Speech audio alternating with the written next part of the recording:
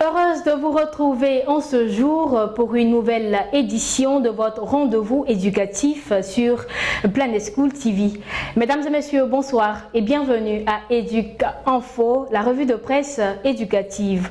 On ouvre cette porte informative de ce jour avec l'inter du 21 octobre.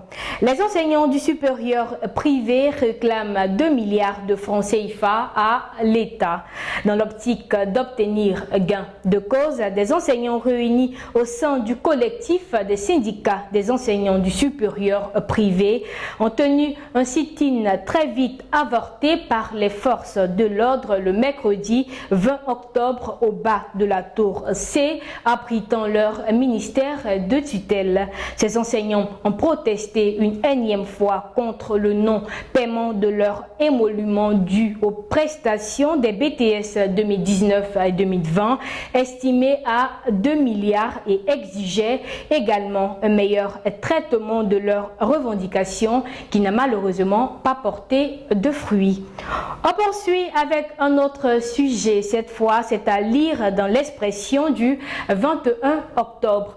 2333 kits distribués aux élèves de Worofla.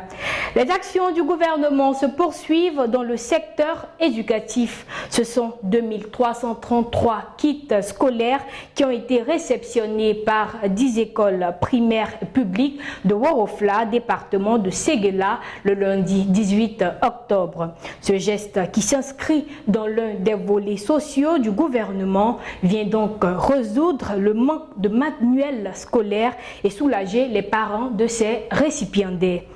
Direction Koumassi, où des meilleurs bacheliers de l'année 2021-2022 ont été récompensés par le maire. Au bout de l'effort se trouve la récompense, a-t-on coutume de le dire. Ils sont au nombre de 121 qui ont vu leurs efforts récompensés par Sissé Ibrahim Bakongo, maire de la commune, le 19 octobre au foyer des jeunes.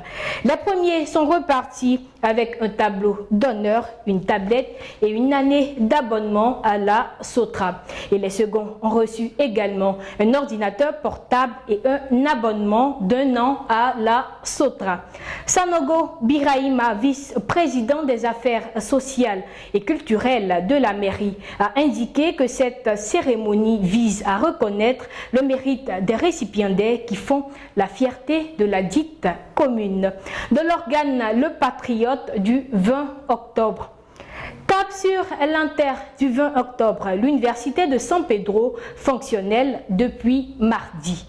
La Nouvelle-Née a ouvert ses portes le 19 octobre à l'occasion de la rentrée universitaire 2021-2022 et a par la suite reçu ses premiers étudiants.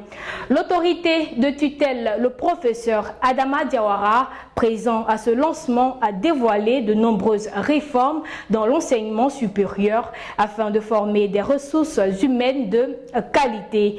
Il s'agit du passage de la licence 3 au master 1 et du passage du master 2 à la première année de thèse qui se feront désormais via des concours et non de façon automatique. Aussi, l'évaluation des étudiants des universités publiques de façon continue et non à des examens de fin de semestre. Direction Fraternité Matin qui a titré le 20 octobre, l'université de Mans se lance dans la formation à distance.